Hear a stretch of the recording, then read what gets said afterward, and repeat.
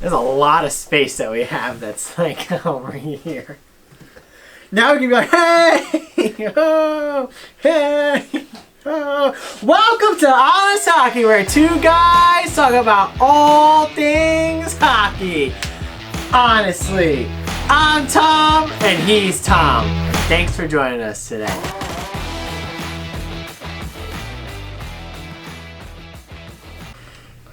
Wow, do we have a good one for today, Tom? I'm sorry, you really caught me off guard there. But yeah, we have a great one for you today. We have a great one. We're going to be talking about the Washington Capitals. Of 1974-75. They're a pretty good team. No. So we were doing our video last week. Make sure you watch the other video. And while we were doing all this research for that video, we found out that the Washington Capitals, Not very good. not a good team in the 74-75 season. Nope. After that, they still wasn't good either. But we're just gonna be kind of breaking down some of their tits and tats. They're what? Tits and tats. Sure, yeah.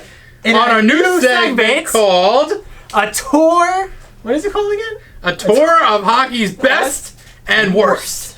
And a little candle over here. Oh yeah.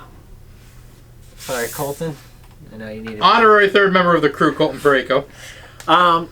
So in the 70s, we've watched our last video. We were talking about how all the games are fluctuated. 80, 70, 84, 86, 82, 153. Yep. Not a true season, but 80 games played.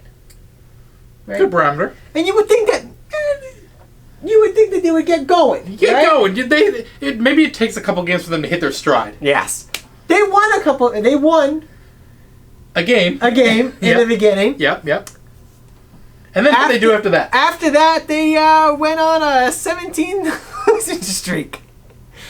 So they played 80 games, and they won 8. 8. That's 1/10 of the amount of games that they played. So obviously, this was their inaugural season. Yes, season. Sorry. Yep.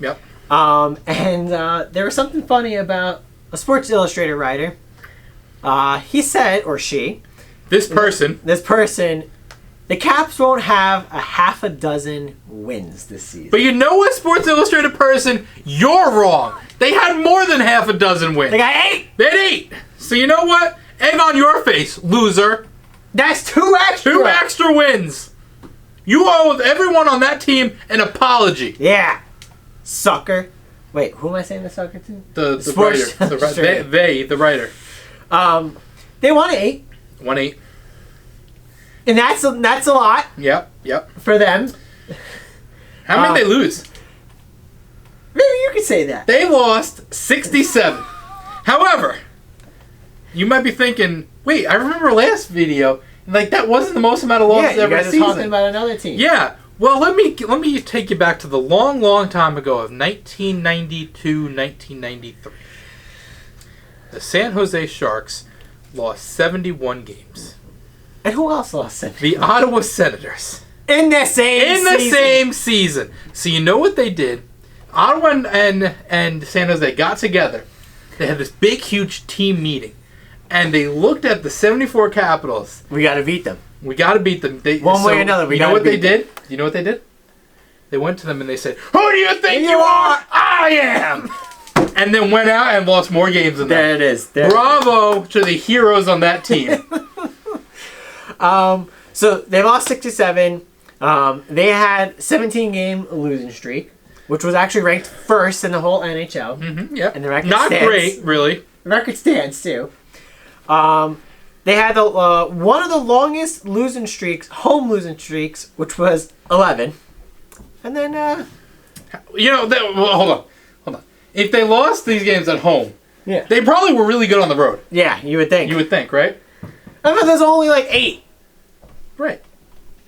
8 what? Wins? Yeah. Yeah. So they probably won all 8 of those on the road, right? Of course. No. They lost 37 straight road games. Yes, you're right. 37 straight road games. And then they won one.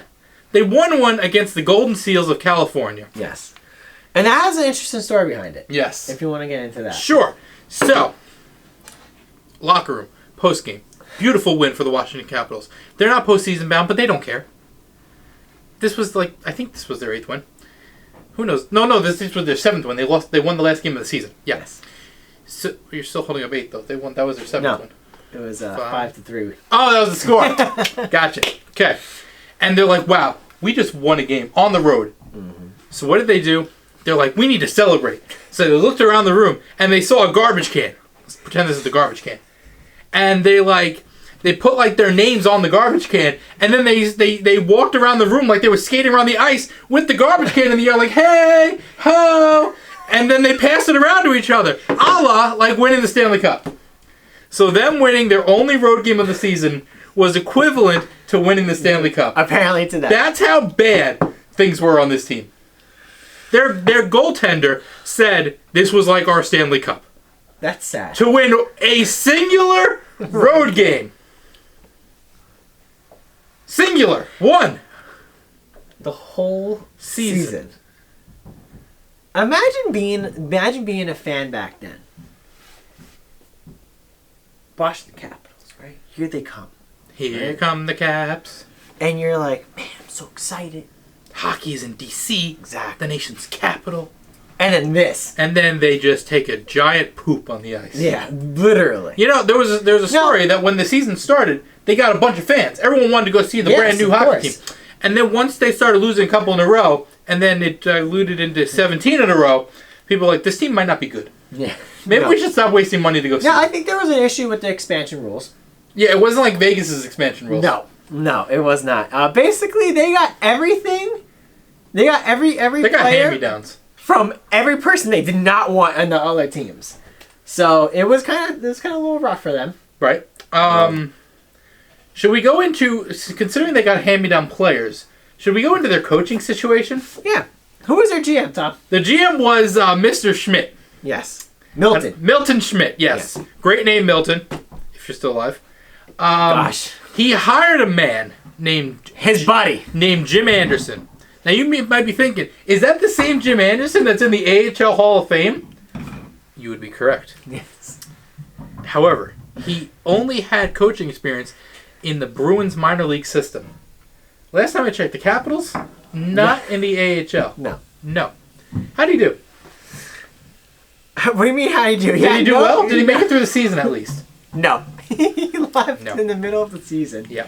And then I believe it was the GM that took No. Then we had then we had another coach come in. And this guy was like, all right, I've coached before. Yeah. I'm going to do this thing. And then he quit coaching because coaching the 1974 Capitals was giving him a stomach ulcer. Oh, yes!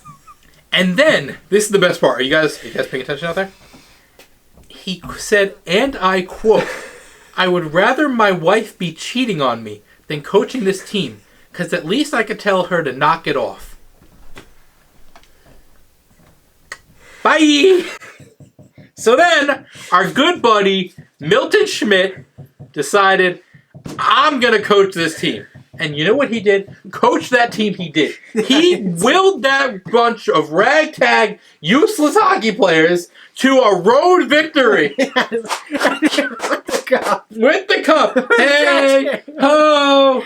Congratulations. Standing ovation for you, Milton Schmidt. Now, we talked about a stat last week about the Edmonton Oilers, about 446 goals. Yep. They allowed those goals. They allowed those amount of goals, yes. I think they only played the Oilers. Yes.